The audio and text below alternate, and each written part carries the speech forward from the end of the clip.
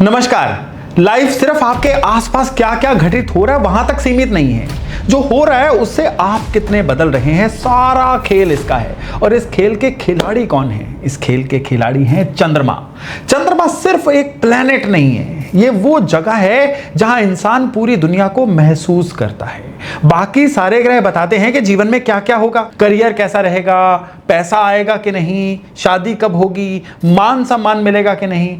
लेकिन चंद्रमा अकेला वो प्लेनेट है जो बताता है कि ये सब होने के बाद इंसान अंदर से फील कैसा करेगा।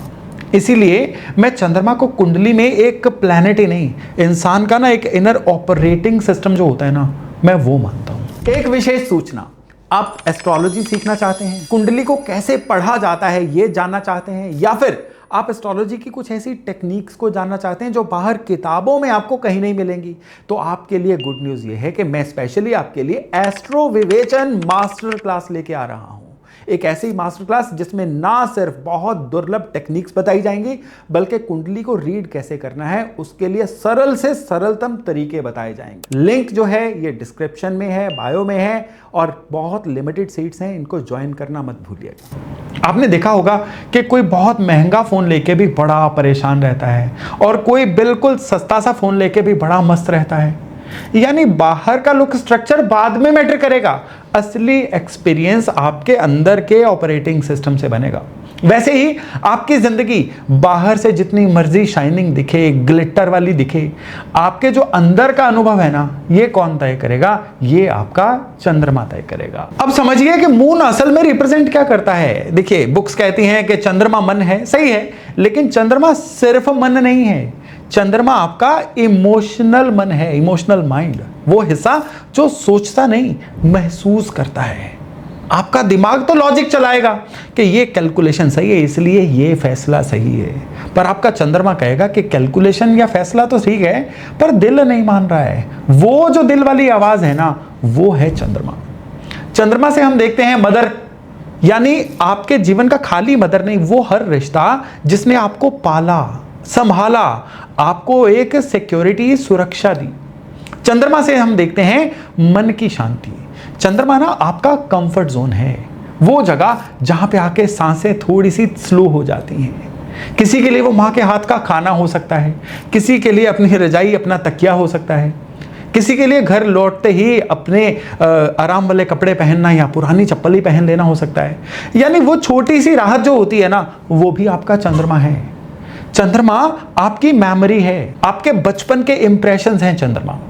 आपने नोटिस किया होगा कि किसी पुराने गाने की 2 लाइनें सुनते ही एक पूरा दौर आंखों के सामने आ जाता है। किसी खास खुशबू से आपको नानी या दादी के घर का खाना याद आ जाता है।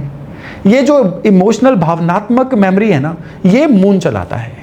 चंद्रमा आपकी नींद है, आपका आराम, आपकी रेस्ट, और जो इमोशनल डाइजेशन, यानी दिन भर जो आपको चुभा अच्छा नहीं लगा ना, रात को उसको डाइजेस्ट करने की ताकत। चंद्रमा ठीक वाले तो माफ करके भूल के सो जाएंगे, लेकिन जिनका चंद्रमा डिस्टर्ब है ना, वो वही बात को 2-2, 3-3 दिन तक चबाएंगे, ज्यादा भी चबाएंगे और अंदर एक नासूर भी बना लेंगे।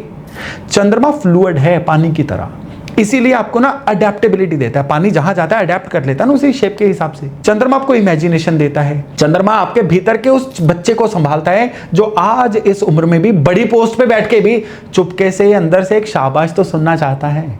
इवन आपका खाने से रिश्ता, आपका अपने घर से रिश्ता, अपनेपन का जो एहसास होता है ना कहीं पे भी जाके, ये सारी के सारी चंद्रमा का प्रभाव है।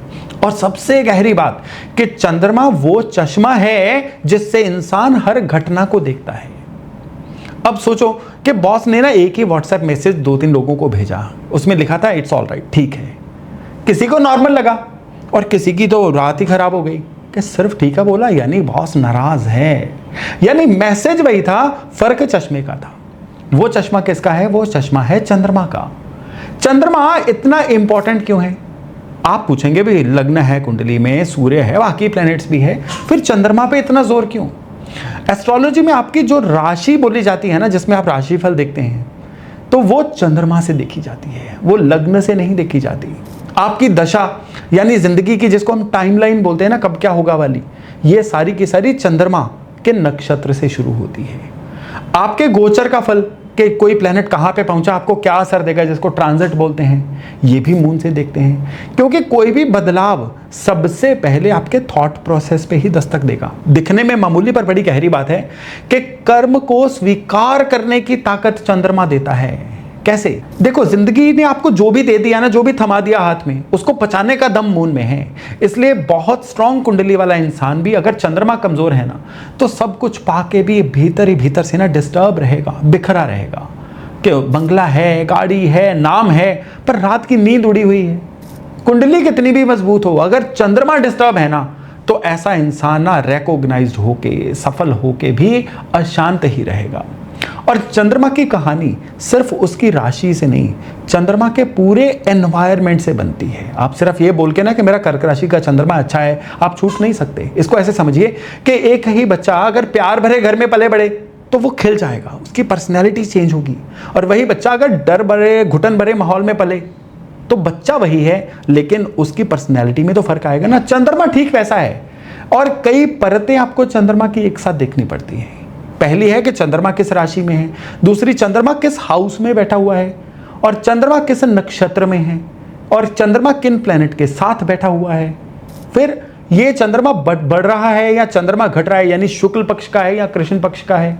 चंद्रमा डेली अपना साइज चेंज करता है ना। तो पूनम के आसपास का जो चंद्रमा होगा भरा पूरा होगा, अमावस के आसपास का जो चंद्रमा होगा ये बड़ा थका हुआ चंद्रमा होगा। फिर चंद्रमा सूर्य से कितना दूर है और इसकी दृष्टि किसके साथ है, ये सारे के सारे जो फैक्ट है ना, ये आपके चंद्रमा की हेल्थ को बताते हैं। और जब आप इन फैक्ट्स को पढ़ लेते हैं ना, फिर आपको पता चलता है कि आपकी पर्सनैलिटी जो है ये ऐसी क्यों है। सिर्फ चंद्रमा की राशि देख के मत बताइए, ऐसे तो ये वैसा हो गया ना कि ये बंदा दिल्ली का है तो पक्का तेज होगा। अरे इतना आसान थोड़े होता है। अब चंद्रमा को हम समझते हैं कि ये चंद्रमा पे चोट कैसे पहुंचती है। देखिए, इस वीडियो का मतलब आपको डराना थोड़े है, आपको ये नॉलेज देना है कि अपने चंद्रमा को कैसे पहचानें। क्योंकि जब आप इस चीज को समझ लोगे ना, तो आपको अपनी एक झलक मिलेगी कि आज आप एज ए पर्सन जितना भी ग्रोथ लिए हुए हैं उसमें चंद्रमा का हाथ कैसा है और ये ग्रोथ के रीजंस आपके लिए क्या रहे हैं। राइट। तो सबसे पहले ना हम प्लैनेट्स का असर देखते हैं, शनि भी। और देखिए, हर प्लैनेट का नहीं देखेंगे, जो प्लैनेट असल में चंद्रमा को खराब करते हैं ना, उनका असर देखते हैं। सबसे पहले शनि का असर चंद्रमा पे। मून पर शनि साथ होना तो भावनाओं में एक भारीपन सा आ जाता है। ऐसे लोग आपने देखे होंगे जो बचपन में ही सयाने हो गए, 10-12 साल की उम्र में, जिनकी आंखों में 25-28 साल वाली जिम्मेदारी थी। घर के हालातों ने या किसी चीज की कमी ने उनको समय से पहले बड़ा सीरियस सा बना दिया। ऐसे लोग दिल खोल के रोना तक भी भूल जाते हैं। भीतर एक अकेलापन, एक कहीं ना कहीं रिजेक्ट होने का डर, और हर भावना को नापने तौलने की आदत। इवन उनको माँ का प्यार भी मिला होना तो भी एक ड्राइनेस सी, एक दूरी सी फील होती है। ये होता है जब चंद्रमा शनि के साथ हो। इसको विष दोष भी बोला जाता है। फिर चंद्रमा जब राहु के साथ हो तो मन बेचैन हो जाता है। एक भूख रहती है जो कभी भरती नहीं, और चाहिए और चाहिए। इसे रोज की जिंदगी में आप कैसे पहचानोगे कि सपोज करो रात को सोने के लिए बिस्तर पे लेटे हुए हैं, नींद नहीं आ रही है, और हाथ अपने आप फोन उठा लेगा, एक रील, फिर दूसरी, फिर तीसरी, 1-1.5 घंटा निकल गया, अभी भी अंदर से एक प्यास है थोड़ा और। या फिर नॉर्मली मैं बात कर रहा हूं, फ्रिज बार बार खोलना। अब बार बार फ्रिज खोलने से उसके अंदर कुछ नया चीज तो आ नहीं जाएगी। और यही जो राहु वाली इमोशनल हंगर है ना, ये असली भावना और फैंटेसी का फर्क मिट जाता है। कभी जिसे प्यार समझते हैं ना, वो सिर्फ एक खालीपन भरने की एक कोशिश सा हो जाता है। पुराने लोग ना इसे चंद्र राहु या ग्रहण जैसा इफेक्ट करते थे, यानी मन पे एक तरह की छाया। फिर केतु के साथ चंद्रमा, यहां भूख नहीं होगी, यहां एक अजीब सा सन्नाटा, सूनापन होगा। भरी महफिल में दोस्तों के बीच बैठ के भी अंदर से भीतर से एक आवाज कहती है कि मैं यार यहां पे होके भी यहां नहीं हूं। जोन आउट होना। ऐसे लोग स्पिरिचुअली बड़े सेंसिटिव होते हैं, पर इमोशनली थोड़ा सा पीछे हट जाते हैं। प्यार सामने आता है ना तो दिल कहता है कि यार ज्यादा मत जुड़ो, शायद छूट जाएगा, फिर दर्द होगा, इसलिए वो पहले ही दूरी बना लेते हैं। ये होता है चंद्रमा केतु का एक साथ होना। और ऐसे इंसानों का थॉट प्रोसेस ना कई बार बहुत ही ज्यादा इंटेंस भी हो जाता है। डरना, पैनिक होना, ये भी ये वाला योग दे देता है।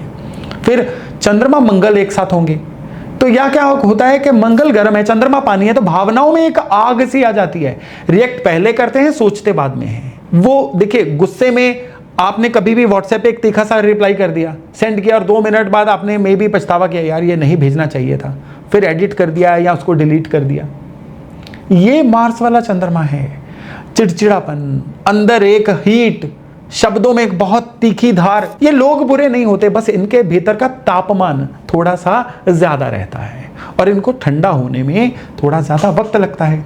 अब चंद्रमा और सूर्य एक साथ होते हैं तो ये नॉर्मली अमावस का चंद्रमा होता है। जब भी अमावस होगी ना, चंद्र सूर्य एक साथ होंगे। इस दिन पैदा हुए लोगों के ये चंद्र सूर्य एक साथ होंगे।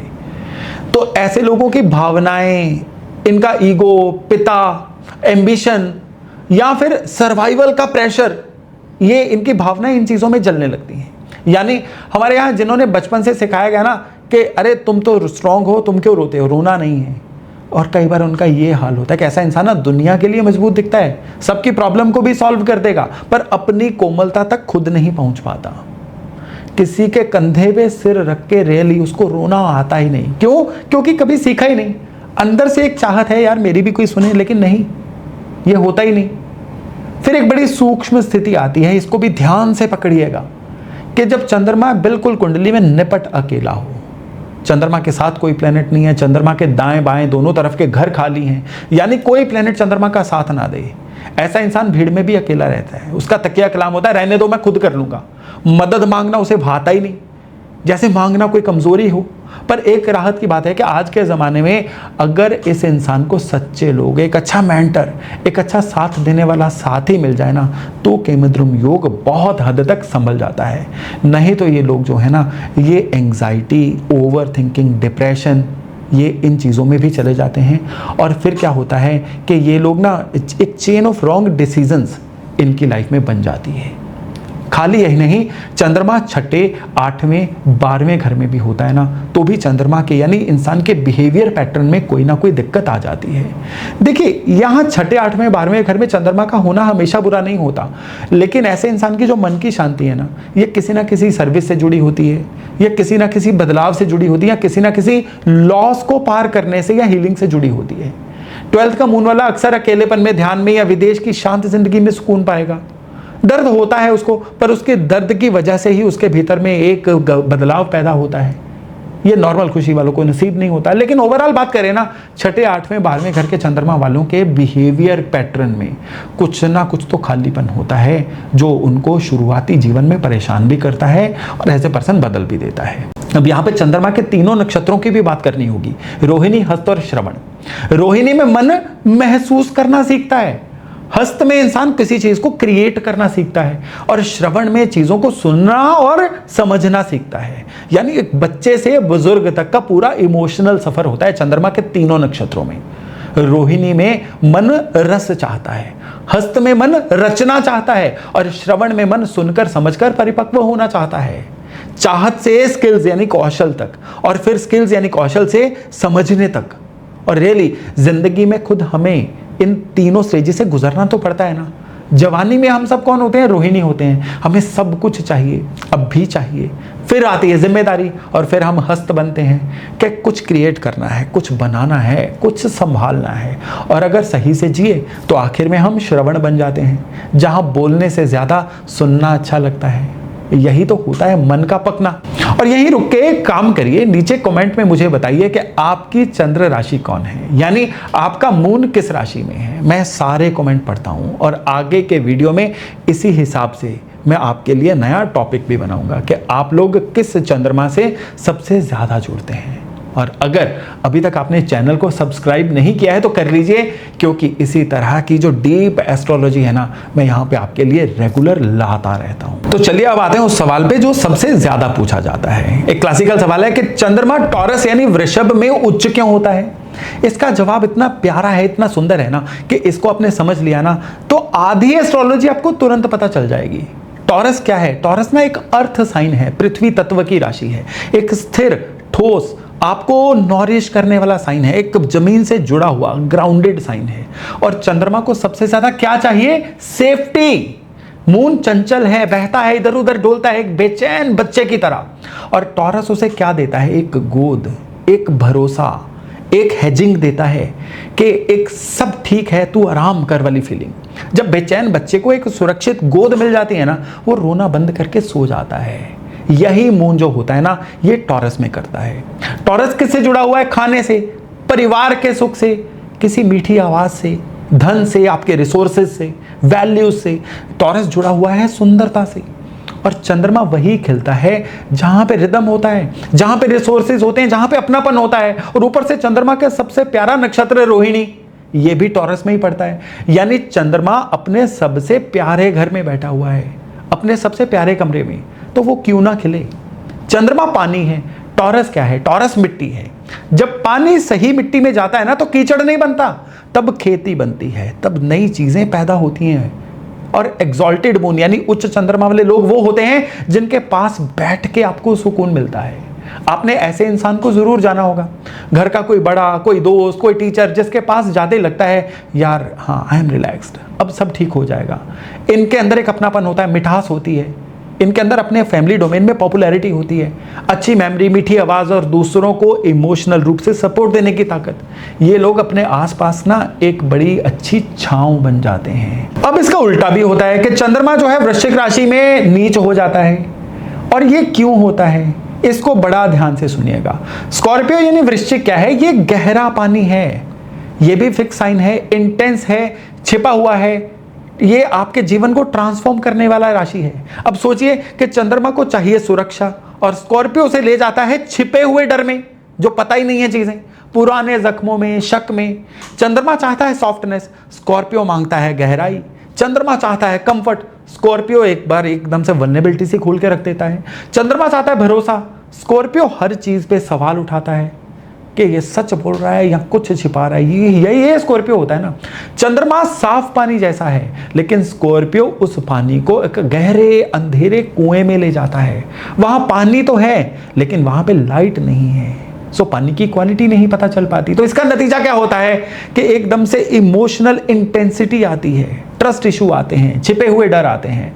चंद्रमा जिनका स्कॉर्पियो में होता है ना, उनके बारे में मैंने एक बात बार बार देखी है कि इनका ट्रस्ट जीतना बड़ा मुश्किल होता है, और एक बार ट्रस्ट टूट जाए तो उसका वापस आना लगभग नामुमकिन होता है। ये लोग ना दर्द को ना सिर्फ ऊपरी लेवल तक नहीं, अब अंदर तक महसूस करते हैं, पर इसकी वजह से इनकी इंट्यूशन बड़ी गजब की हो जाती है। किसी के चेहरे पे मुस्कान देख के भी ये लोग भांप लेंगे कि कुछ तो है जो ये जो बंदा छिपा रहा है। और यही असली बात है।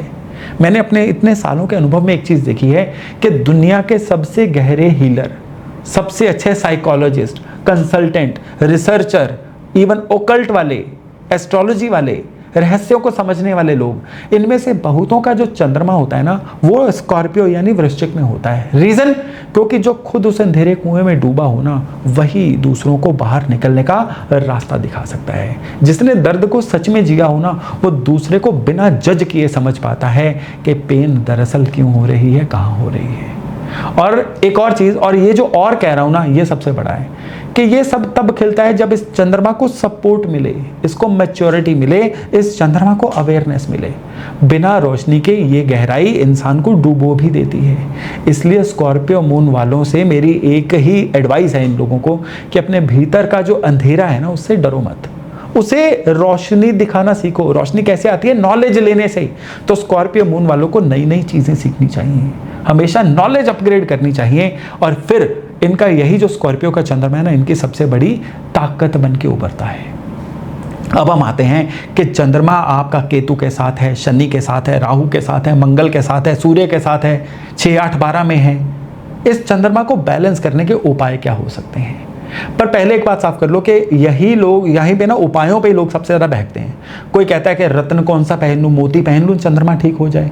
भाई रुको, रेमेडी का मतलब प्लेनेट को ब्राइब करना नहीं है, ग्रह रिश्वत नहीं लेते। रेमेडी का मतलब होता है कि आप अपनी कॉन्शियसनेस को, अपनी ऊर्जा को उस ग्रह की सही फ्रीक्वेंसी तक लेके जाओ, उसके अकॉर्डिंग ट्यून करो। जैसे रेडियो एक पर्टिकुलर फ्रीक्वेंसी पे एक चैनल को जोड़ता है ना, वैसे चंद्रमा के फ्रीक्वेंसी से जुड़ने से पहले सबसे ताकतवर रेमेडी मैं आपको बताऊं, सबसे ताकतवर रेमेडी है कि अपने मदर के साथ संवाद रखो, उनका सम्मान करो। मून माँ है, माँ को परेशानी देके कोई मोती, कोई मंत्र मून को ठीक नहीं कर सकता। और जिनकी माँ बस दुनिया में नहीं है, उनके लिए रेमेडी है कि किसी जरूरतमंद माँ समान किसी बुजुर्ग को सहारा देना, सुरक्षित फील करवाना।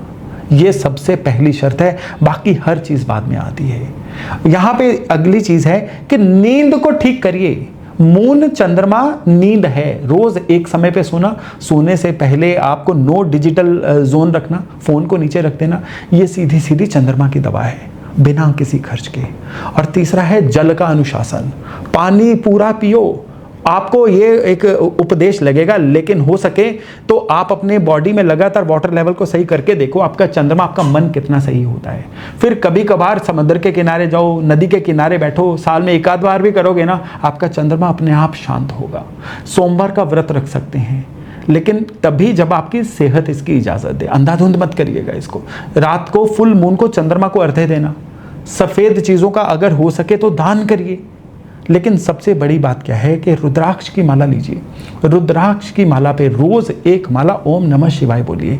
भगवान शिव वो ऊर्जा है जो चंद्रमा को अपने सर पे धारण करके रखते हैं, तभी उनको चंद्रशेखर भी बोला जाता है।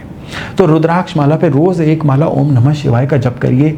चंद्रमा के लिए बहुत जबरदस्त उपाय है। और स्पेशली आपने अंदर की फीलिंग्स को लिखिए। ऑकवर्ड लगेगा, लिखते रहिए, किसी को थोड़ी दिखानी है। मन का बोझ कागज पे उतारते हल्का हो जाता है। रिएक्ट करने से पहले एक सांस लीजिए और सुनिए कि श्रवण वाली बात आप याद करिए कि ओवर स्टिमुलेशन घटाइए। दिन भर के रील्स, शॉर्ट्स और ये जो शोर है ना, डिजिटल शोर, ये मन को बीमार करता है और हमें पता भी नहीं चलता।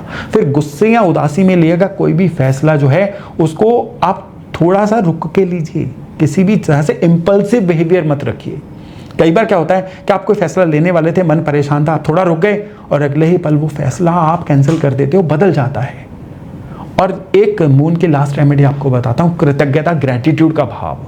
जो इंसान रोज रात को सोने से पहले दिन में सिर्फ कोई एक अच्छी चीज के लिए शुक्रिया अदा करके सोता है ना, उसका चंद्रमा किसी भी रत्न से भी ज्यादा तेजी से संभलता है। और जब चंद्रमा संभल जाता है ना, आपके जीवन की 50-60% समस्याएं तुरंत सुलझनी शुरू हो जाती हैं। चंद्रमा सही है ना, तो आपके जीवन में धन भी कॉन्टिन्यूसली आएगा। इस चीज को पकड़ के रखिएगा। तो दोस्तों, आज के वीडियो को यहीं विराम देते हैं। एक रिक्वेस्ट है कि इस वीडियो को सिर्फ ऐसे देख के मत निकल जाइए। एक बार अपनी या अपने किसी की कुंडली सामने रख के इसको फिर दोबारा देखिए, तब ये बातें और गहरी खुलेंगी। और अगर एक भी बात आपके दिल तक पहुंची हो ना, तो इस वीडियो को लाइक करिएगा और किसी ऐसे इंसान से शेयर जरूर कर दीजिए जिसका मन आज की डेट में थोड़ा सा बेचैन है। हो सकता है कि आपका भेजा हुआ ये वीडियो उसकी एक रात को शांत कर दे। आपकी तरफ से किसी के मन के लिए ये एक छोटी सी सेवा होगी।